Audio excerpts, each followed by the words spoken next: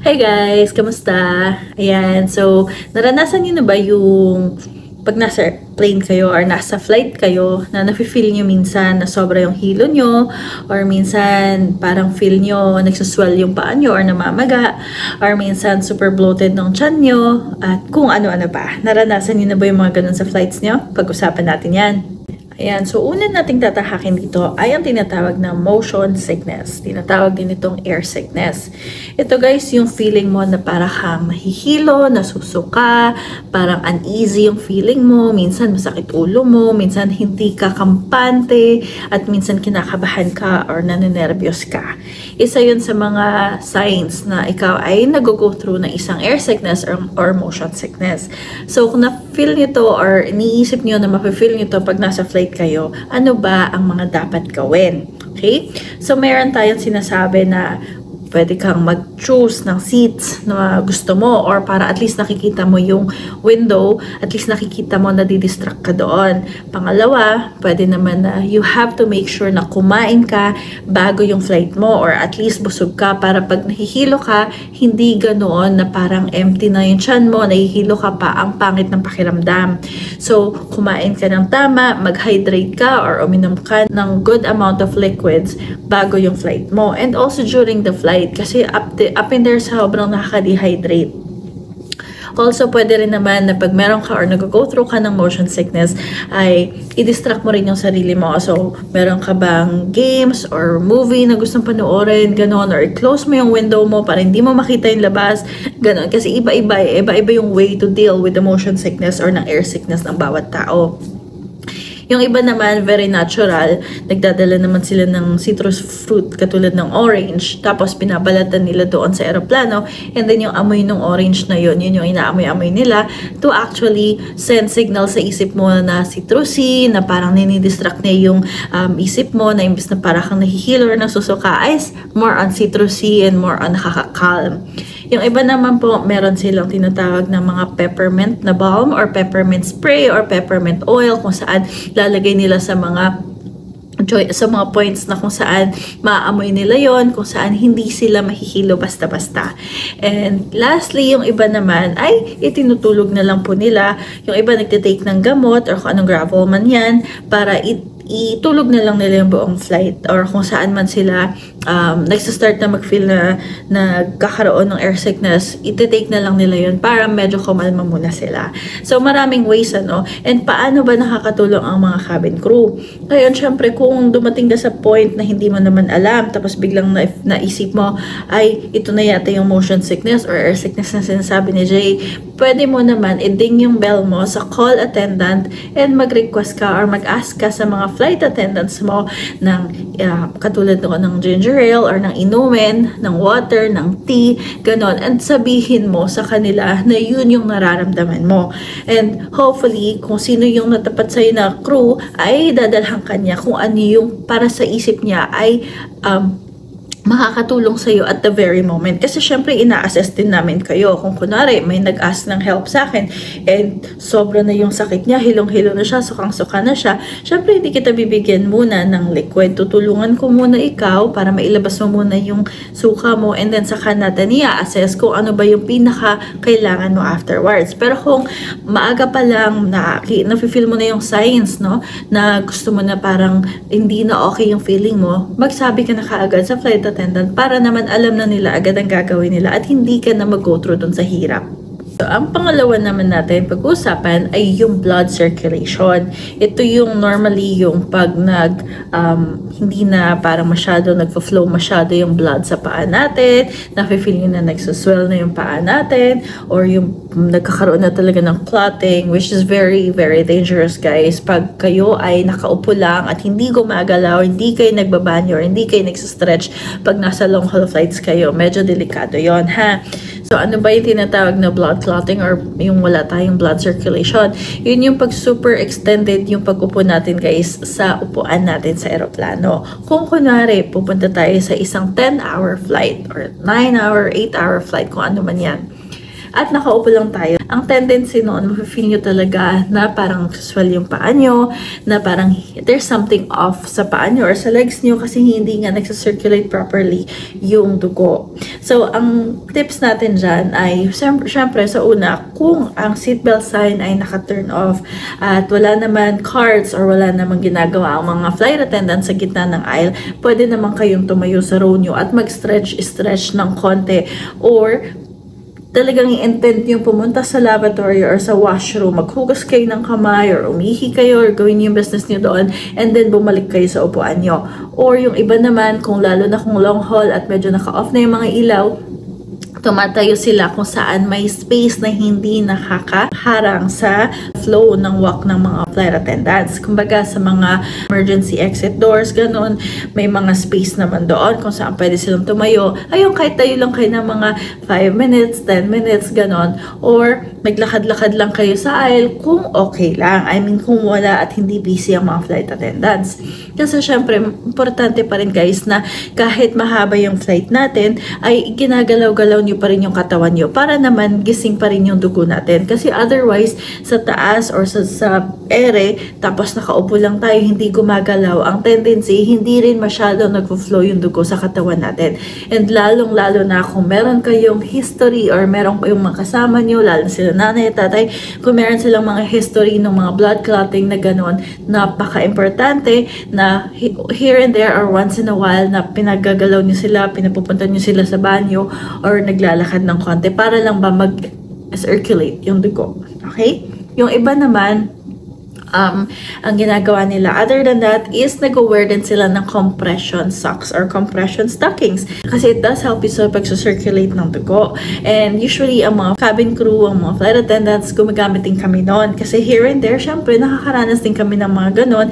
Kahit sabihin natin na lagi naman kaming gumagalaw, iba pa rin yung may suot kami na ganon para makatulong doon sa paa namin kasi halos everyday nakatayo kami ng ilang oras, tapos yung may times naman na nakaupo lang din kami pag wala na kaming gagawin or pagtapos na yung service, ganun. Pero syempre, consider natin yung factor na nandun pa rin tayo sa ere at ibang-iba pa rin yung epekto sa katawan natin pag nasa mataas na altitude tayo. Kaya number 3 ay yung pagkaranas naman natin ng bloating. Yan ang tinatawag na bloating, yung parang feel mo hindi ka natutunawan, yung parang ang laki pa rin ng tiyan mo, ang bigat pa rin ng tiyan mo, may discomfort ka sa tiyan mo, uneasy yung tiyan mo. Ganon. Lalo na sa ere, lalo na kung nasa mataas tayong altitude, iba't iba talaga yung pakiramdam noon. Talagang parang feel mo, ang taba-taba mo, parang laki-laki ng tiyan mo, ang botsog mo, ganon. Pero normal lang yan guys. Paano lang ba natin naiwasan or paano ba natin i-prevent yung feeling ng bloating?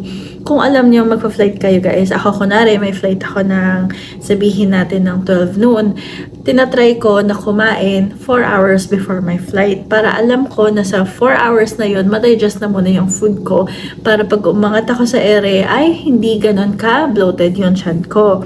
Also, iwasan natin yung mga pagkain katulad ng mga beans or yung mga mushrooms or yung mga mararaming garlic. Basta ganon, yung parang nagbibigay sa atin masyado ng gas. Kasi pag umakit tayo, hindi natin masyadong na-digest yung mga food na yun or yung gas na stuck sa tiyan natin, parang yun yung nagpapalaki ng tiyan natin at hindi natin kayang i-release agad yun pag nasa ere. So, bago tayo pumunta sa aeroplano or bago tayo mag-flight, yes, kakain tayo pero try natin na wag masyadong marami ang kakainin natin bago tayo mag-flight para pagdating naman natin doon ay hindi naman magkaroon ng discomfort sa ating tiyan. Also, try natin na mag-hydrate tayo pero ng hot drinks. Hot drinks or hot water, hot tea. Iwasan natin ng caffeine or kung gusto nyo magkape, mag-antay kayo ng few more hours para bumaba mo na yung food nyo bago kayo magkape. Kasi otherwise, kung sobrang busog na kayo tapos magkakape pa kayo, parang lalong titigas yung tiyan nyo, parang lalong hindi magiging komportable. So ano ba ang pwede naming maitulong sa inyo? So kung kunwari pasahero kayo and na-feel nyo yun and hindi nyo na alam gagawin nyo, napakasimple lang. Pwede naman kayong mag-request ng hot drinks which is hot water or herbal tea or peppermint tea kung meron sila or anything na herbal para makatulong na makapag-digest or uminit yung loob ninyo or uminit yung katawan ninyo and psychological lang na parang at least parang ma-wash off yung fats or yung air or kung ano man yung nasa tiyan nyo.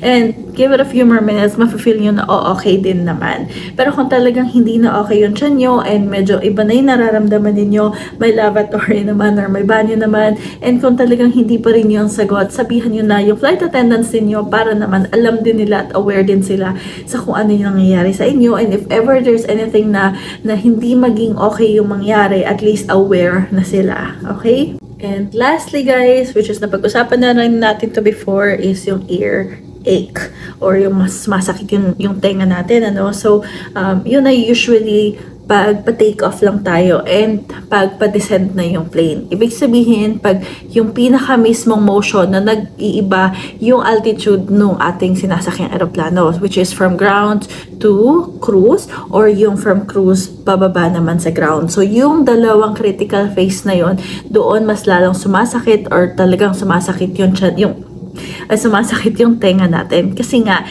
minsan may mga tenga na hirap mag-adjust sa bigla-biglang iba ng altitude or pag-change ng altitude ng isang eroplano. And yung iba naman ay okay lang din or kung sanay ka na. Even nga ako, kahit sanay na ako, minsan nararanasan ko pa rin yun. Ano ba ang pinakamagandang gawin doon? Magbaon tayo ng bubble gum. Magbaon tayo ng candy or lollipop para sa mga bata. Bakit? The more kasi na ginagalaw natin yung jaw natin, nagkakaroon ng opening sa may tenga natin. And from there, nagkakaroon ng adjustment para maging okay yung pressure and yung pasok ng hangin or air pressure na tinatawag sa ating dito sa area to, sa tenga natin. Okay? So, ang una sa lahat, pag na-feel nyo or even to prevent it, pag alam nyo yung pa-take off na, bigyan nyo yung kids ng lollipop para patuloy silang nagsaswallow. Diba? Parang nag-open yung dito, patuloy sila nagsaswallow, or kung matanda na, ay pwede naman ang gum. Para, kadun din yung concept, gumagalaw din yung panga natin. Okay? Usually, sa take off and sa pa-landing na part, yun, dun sumasakit lalo yung mga tenga natin. Kasi nga, doon nagaganap yung pinakamalaking adjustment from a high altitude going down or from down going to a very high altitude. Okay? Napapansin niyo yung mga babies or mga kids, minsan bigla-biglang umiiyak o nasasaktan, tinuturo yung tenga. That's also one of the main reasons is because sila, syempre sa mas bata, yun nga, hindi nagpa-pop yung ears nila and masakit talaga yon. Sa mga sanggol naman or infants, it's always good to feed them during that time. Feed them, ibig sabihin, nagdedede sila either sa mom or sa bottle. Okay? So, it's always advisable or preferred para sa mga babies na nagfe-feed sila pag nagte-take off and or nagla-landing. It does help a lot with their ears. Pangalawa naman, yung iba, pwede naman kayo magkaroon ng hot towel or hot parang tuwalya na nabasa with hot water, i-dump nyo mismo sa mga tenga nila para pumasok yung steam and magkaroon ng opening or ma-help nyo ma-open yung ears natin. And in that way, at least maka-adjust din ng maayos dun sa air pressure nung altitude ng aeroplano na sinasakyan natin. I think na-cover ko karamihan ito sa isa sa mga videos natin and more in-depth.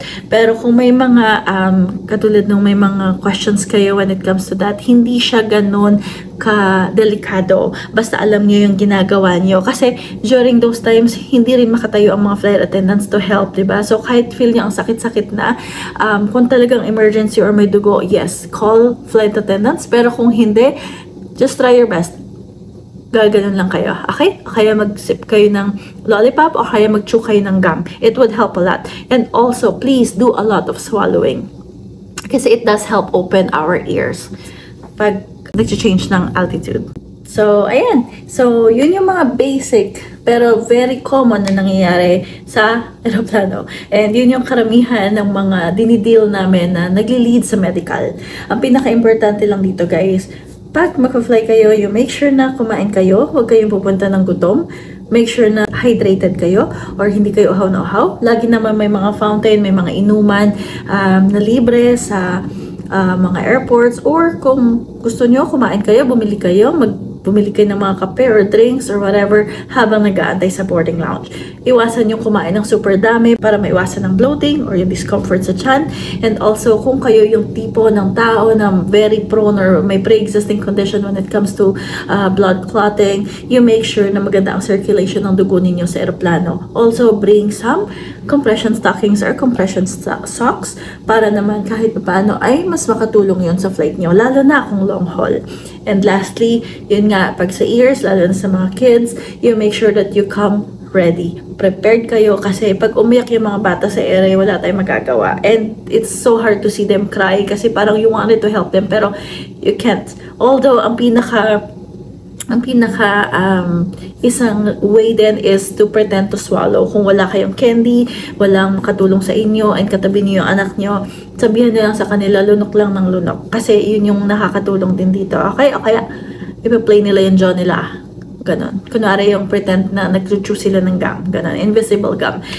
Until at least makarating tayo sa safe na area and makatulong yung mga flight attendant sa baby ninyo or sa kids ninyo. And also sa inyo na rin, kung mag-travel kayo, always come ready, come prepared. At kung may mga pre-existing conditions kayo medically, always talk to your doctors first before you fly to make sure that you are ready and you are not at risk when you're flying. Alright? So once again, thank you for watching this vlog, and kung may mga katanungan kayo, kwentuhan tayo sa baba, and see you on the next one.